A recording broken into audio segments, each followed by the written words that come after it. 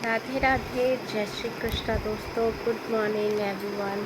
तो गाइस, आज मैं आपके लिए एक ब्लॉग का टॉपिक लेकर आई हूँ जो कि है सक्सेस।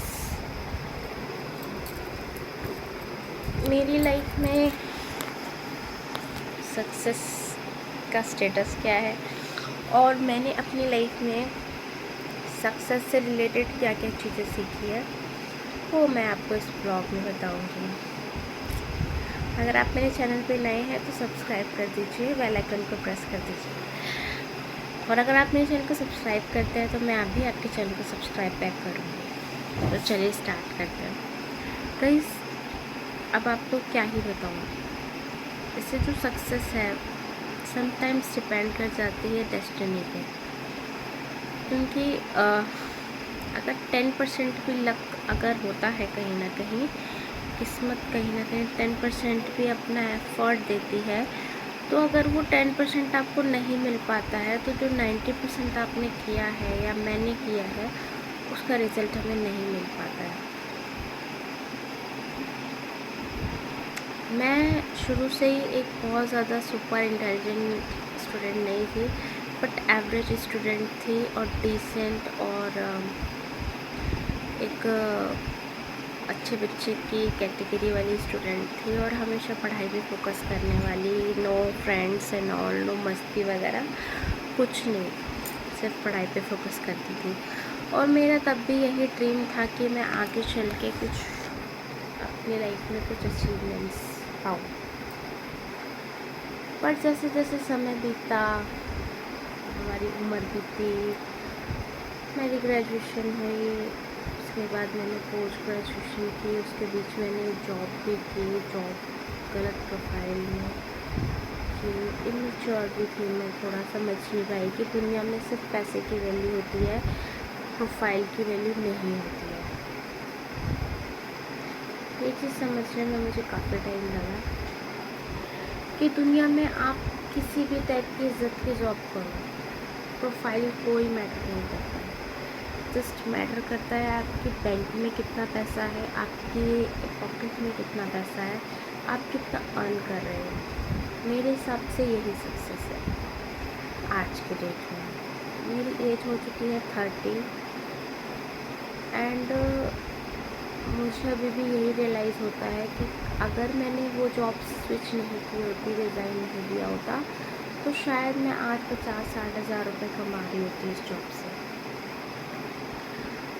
वो अलग बात है कि मुझे वो जॉब पसंद नहीं थी, मतलब एक प्रेशर होता है एक, बट पैसा तो होता है, मतलब फाइनेंशियली स्ट्रगल नहीं करना पड़ता।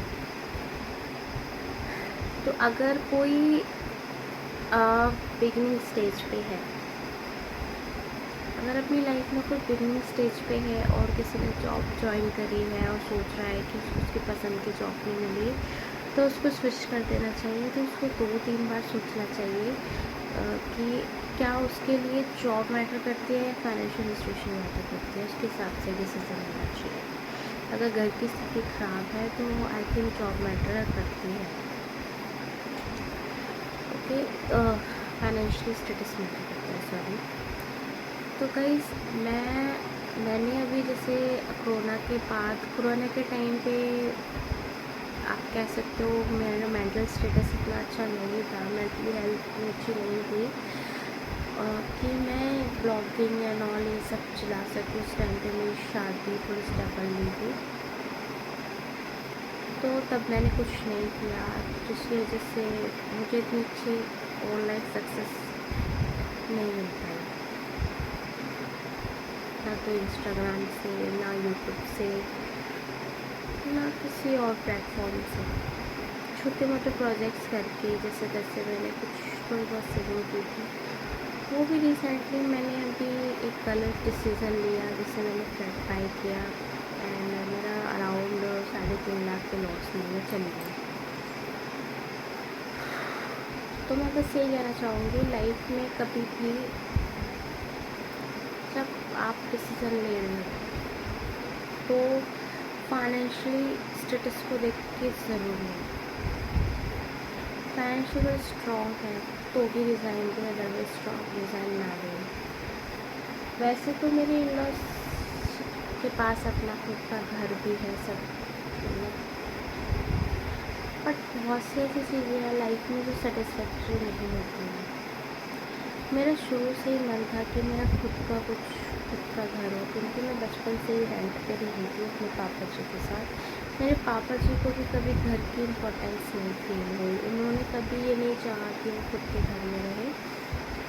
और मेरे हस्बैंड भी इतना इंटरेस्टेड नहीं है कि वो खुद का कुछ पाए करें, क्योंकि वो कहते हैं कि मम्मी पापा का है ऑलरेडी, तो इस चीज़ में वो भी इंटरेस्टेड नहीं है। मैंने भी इंटरेस्ट अपना ख़त्म कर दिया। मुझे नहीं लगता कि समटाइम्स लक साथ नहीं देता तो हम कुछ नहीं कर सकते। मैंने बहुत ट्राई किया अपने लक को अपने अपने जो ड्रीम है उनको कैच करने के लिए। मैंने शादी के बाद भी पढ़ाई कंटिन्यू करी, किसी भी सिचुएशन में होती थी मैंने अपनी पढ़ाई कभी सोची नहीं करी। उसके बाद भी मुझे अपनी मनचाही सक्सेस नहीं मिली, कभी लाइफ में मुझे किसी की गाइडेंस नहीं मिली। और ससुराल में एक गाइडेंस वाला पर्सन है भी, लेकिन पर्सनल लेवल पे मुझे मंजूर नहीं है उनसे कुछ भी आस्क करना, क्योंकि बहुत सी चीज़ें हैं जिसकी वजह से उनसे मैं कुछ जानना समझना भी नहीं चाहती। इस तरीके से समटाइम्स लाइफ हमारे अपोजिट ही चलती है, जो हम चाहते हैं वो कभी होता ही नहीं है।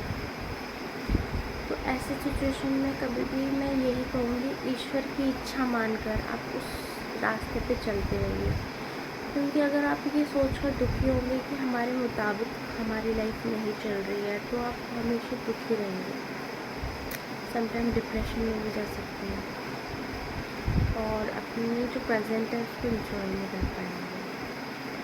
और हम अभी जिस भी लेवल पे हैं हमें सेविंग ज़रूर करनी चाहिए और लोन से बच के रहना चाहिए। लोन एक ऐसी चीज़ है जो आपको सेविंग नहीं करने देती।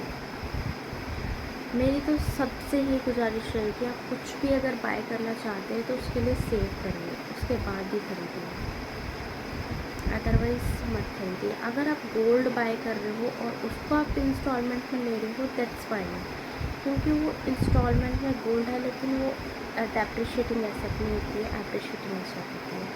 वो बढ़ता है, उसका प्राइस घटता नहीं है। और बाकी जो electronic items, mobile phones, TV, ये सब जो होते हैं, ये सारे के प्राइस घट जाते हैं दुकान से निकलते हैं। तो आई होप आप लोगों का जो क्वेश्चन है माइंड में होगा भी, नहीं भी होगा, अगर है तो मैंने उसका आंसर अपने लाइफ के एक्सपीरियंस से दे दिया है। और अगर नहीं है तो आपको कैसी लगी मेरी वीडियोस मुझे बताइएगा। आपको मेरी वीडियोस अच्छी लगती हैं तो मुझे मोटिवेशन के लिए लाइक और कमेंट कर दीजिएगा, बताइएगा मेरी वीडियो कहाँ तक जा रही है। वैसे मेरी वीडियो पर ज़्यादा व्यूज़ नहीं आते हैं, जस्ट ऐसे आते हैं 50, 60, 100, 50 भी नहीं आते हैं। बट मैं ये वीडियोस इसलिए बनाती हूँ ताकि मैं खुद से ही खुद की बात कर सकूँ, आप लोगों से बात कर सकूँ, अपना मन हल्का कर सकूँ। जो माइंड में थॉट चलते रहते हैं, माइंड में रहे ना तो माइंड में बोझ बढ़ जाता है। इस तरीके से अगर तो हम नेक्स्ट वीडियो में मिलेंगे नेक्स्ट टॉपिक के साथ। राधे राधे, जय श्री कृष्ण।